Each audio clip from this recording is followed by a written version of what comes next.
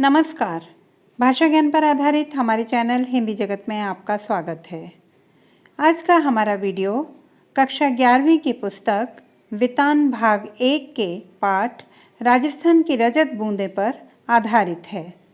आज इस वीडियो में हम न केवल पाठाधारित प्रश्नों की बात करेंगे बल्कि कुछ अन्य महत्वपूर्ण प्रश्नों पर भी दृष्टि डालेंगे। तो आइए प्रारंभ करते हैं। प्रश्न 1, राजस्थान में कुएं किसे कहते हैं? इसकी गहराई और व्यास तथा सामान्य कुओं की गहराई और व्यास में क्या अंतर होता है? उत्तर, कुएं अर्थात बहुत ही छोटा सा कुआं। कुएं केवल व्यास में ही कुएं से छोटी है, गहराई में तो यह कुएं के समान ही है। कुआं पुल्लिंग है, कुएं स्त्रीलिंग। आमतौर पर कुएं का व्यास 15-20 हाथ का होता है, परंतु कुएं का व्यास 4 या 5 हाथ का होता है। राजस्थान में अलग अलग स्थानों पर एक विशेष कारण से कुइयों की गहराई कुछ कम ज़्यादा होती है। दरअसल राजस्थान में रेत का विस्तार और गहराई अथाह है।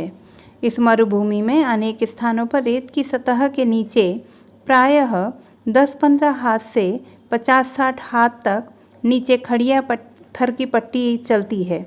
यह पट्टी जहाँ भी है काफ़ी लंबी चौड़ी है, पर रेत के नीचे दबी होने के कारण ऊपर से दिखती नहीं है। जब वर्षा का पानी रेत में समा जाता है तो नीचे की सतह पर नमी फैल जाती है। यह नमी खड़िया मिट्टी की परत के ऊपर तक रहती है। इस नमी को पानी में बदलने के लिए 4-5 हाथ के व्यास की जगह को 30 से 60 हाथ तक की गहराई तक खोदा जाता है। खुदाई के साथ साथ चिनाई भी कर दी जाती है और इस चिनाई के बाद खड़िया की पट्टी पर रिस रिस कर पानी एकत्र हो जाता है। इसी तंग गहरी जगह को कुएं के नाम से जाना जाता है। कुआं भूजल को पाने के लिए बनता है, पर कुएं भूजल से ठीक वैसे नहीं जुड़ती जैसे कुआं जुड़ता है। कुएं वर्षा के जल को विचित्र ढंग से समेटती है, तब भी जब वर्षा ही नहीं होती। यानी कुएं में न तो सतह पर बहने वाला पानी है और न ही भूजल है। प्रश्न 2, दिनों दिन बढ़ती पानी की समस्या से निपटने में यह पाठ आपकी कैसे मदद कर सकता है तथा देश के अन्य राज्यों में इसके लिए क्या उपाय हो रहे हैं, जानें और लिखें। उत्तर, मनुष्य के दोहन नीति के कारण पानी की समस्या आज भयानक रूप लेती जा रही है। धरती का जल स्तर घटता जा रहा है। शहरों और गांवों में पेयजल की भारी कमी हो रही है। निरंतर पानी के दुरुपयोग की हमारी प्रवृत्ति ने हालात और अधिक खराब कर दिए हैं। खेती हो, उद्योग धंधे हों अथवा निजी उपयोग, हर जगह लापरवाही है। दिन ब दिन विकट होती इन परिस्थितियों से बचने के लिए हमें जागरूक होना पड़ेगा। निरंतर जल की बर्बादी को नियंत्रित करना होगा। यदि हम वर्षा के जल का उचित संग्रहण और उपयोग कर सकें तो पानी की समस्या दूर हो जाएगी। छोटे छोटे जलाशय बनाकर भूमि का जल स्तर बढ़ाया जा सकता है। देश में विभिन्न राज्यों की सरकारें इस हेतु प्रयासरत हैं। इस हेतु नवनिर्माण में जल संचयन प्रणाली का प्रयोग आवश्यक किया गया है। अधिक जल संग्रहण हेतु जलाशयों के पुनर्निर्माण भी करवाए जा रहे हैं।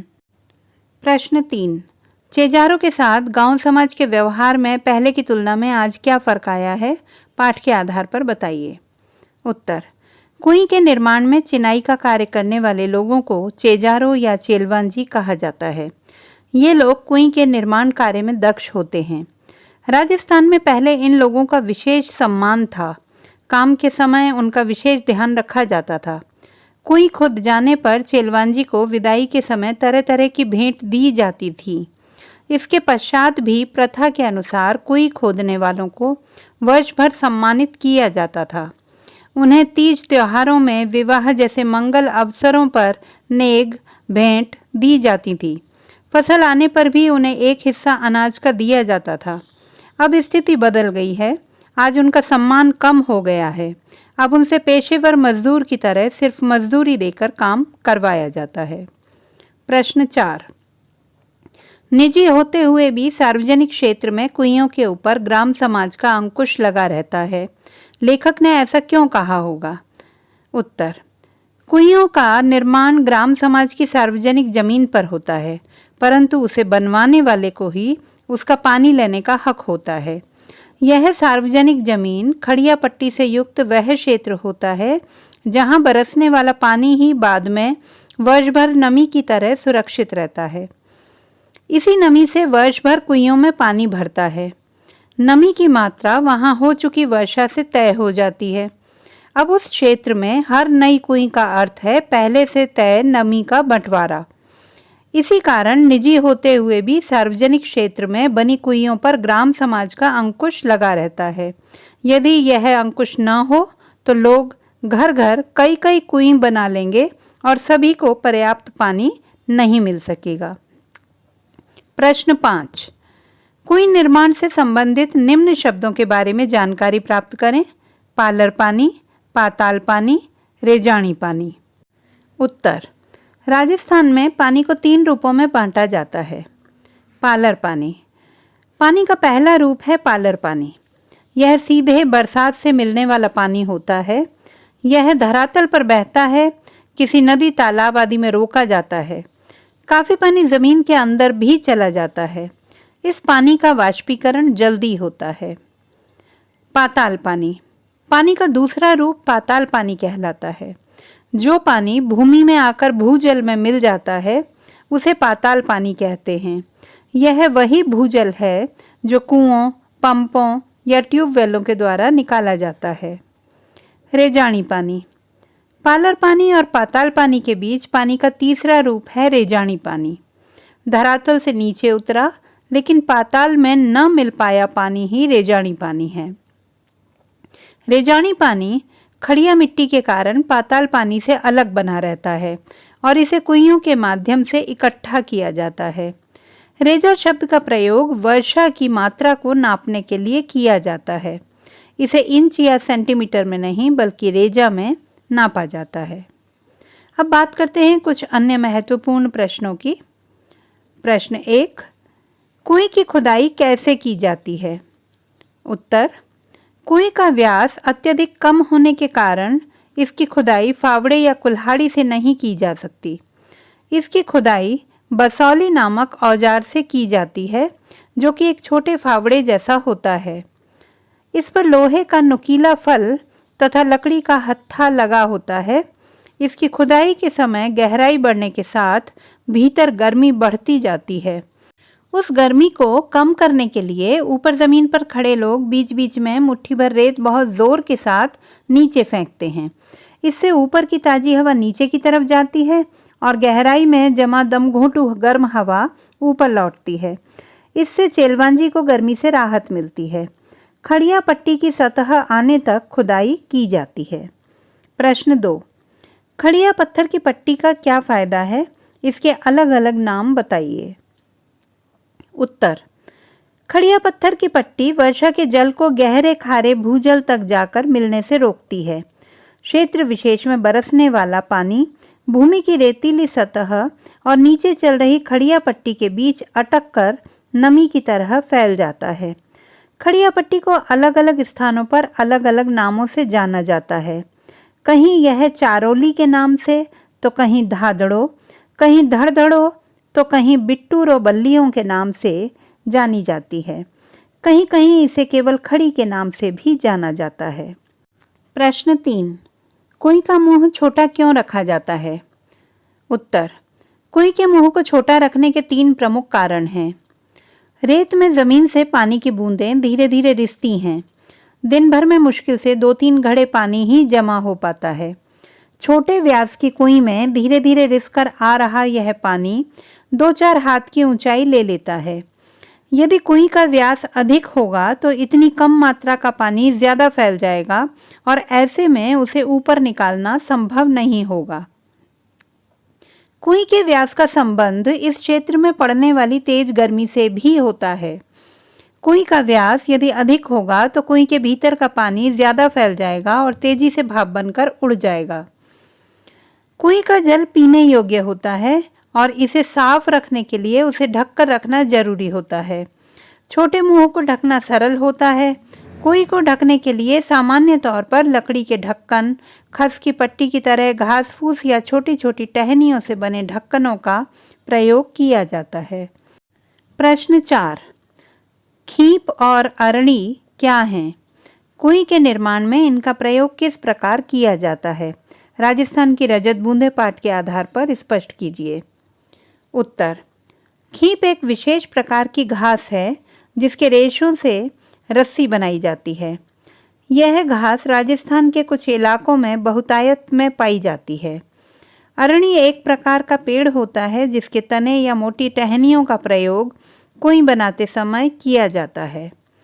कुई के निर्माण में सबसे उम्दा लकड़ी अरणी को ही माना जाता है। कुई के निर्माण के समय पहले दिन ही कुई खोदने के साथ साथ खीप नाम की घास का ढेर जमा कर लिया जाता है।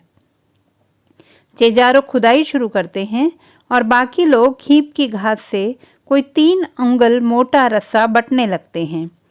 पहले दिन का काम पूरा होते होते कुई कोई 10 हाथ गहरी हो जाती है। इसके तल पर दीवार के साथ सटाकर रस्से का पहला गोला बिछाया जाता है, फिर उसके ऊपर दूसरा, तीसरा और चौथा। इस तरह ऊपर आते जाते हैं। खीप घास से बना खुरदुरा मोटा रस्सा हर घेरे पर अपना वजन डालता है और बची हुई लड़ियां एक दूसरे में फंसकर मजबूती से एक के ऊपर एक बैठती चली जाती हैं। अगले दिन फिर कुछ हाथ मिट्टी खोदी जाती है और रस्से की पहले दिन की जमाई गई कुंडली दूसरे दिन खोदी गई जगह में सरका दी जाती है। ऊपर छूटी दीवार में अब फिर से नया रस्सा बांधा जाता है।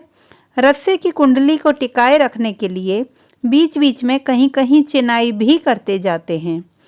जिन स्थानों में खीप नहीं मिलती वहां कुई के भीतर की चिनाई अरणी के लंबे लंबे लट्ठों से की जाती है। इस काम के लिए कैर, आक, बावल या कुंबट आदि के पेड़ों की लकड़ी भी प्रयोग की जाती है, परंतु अरणी की लकड़ी सर्वोत्तम मानी जाती है। प्रश्न 5, रेत के बिखराव में जो संगठन छिपा है वह मानवता के लिए किस तरह वरदान बन जाता है? राजस्थान की रजत बूंदें पाठ के आलोक में स्पष्ट कीजिए। उत्तर, रेगिस्तान में रेत के बिखरे रहने में ही संगठन है। मरुभूमि में रेत के कण समान रूप से बिखरे रहते हैं। यहाँ परस्पर लगाव नहीं, इसलिए अलगाव भी नहीं होता। पानी गिरने पर कण थोड़े भारी हो जाते हैं पर अपनी जगह नहीं छोड़ते। इसीलिए मरुभूमि में धरती पर दरारें नहीं पड़ती।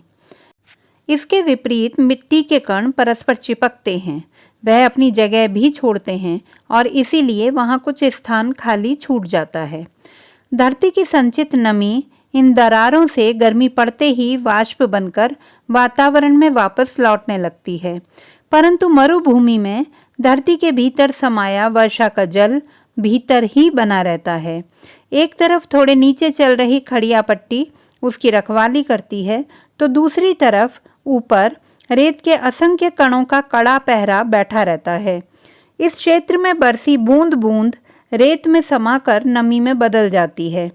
अब यहाँ अगर कुई बन जाए तो उसकी खाली जगह उसके चारों तरफ रेत में समाई नमी को फिर से बूंदों में बदल देती है। बूंद बूंद रिसती है और कुई में अमृत जैसा मीठा पानी जमा होने लगता है। यही पानी मानवता के लिए वरदान बन जाता है। तो ये थे हमारे पाठाधारित एवं अन्य महत्वपूर्ण प्रश्न। आशा करती हूँ कि यह आपके लिए अत्यंत उपयोगी सिद्ध होंगे। भाषा संबंधी किसी भी समस्या के समाधान हेतु बने रहिए सुनीता भटनागर हिंदी जगत के साथ। आपका दिन शुभ हो।